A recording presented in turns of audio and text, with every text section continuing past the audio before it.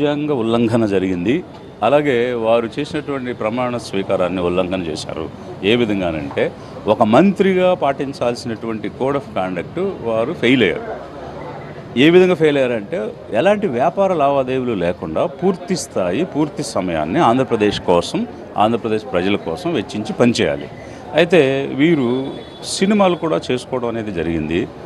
వారు వ్యక్తిగతంగా సినిమాలు చేసుకోవడం అనే అంశం మీద మాకు ఎలాంటి ఆక్షేపణ కానీ అభ్యంతరం కానీ లేదు. అది వారి యొక్క హక్కు. కానీ మంత్రిగా ఉండి సినిమా అనే వ్యాపారం చేయడం అన్నది రాజ్యాంగ ఉల్లంఘన. వ్యక్తిగతంగా మాకేమీ లేదు.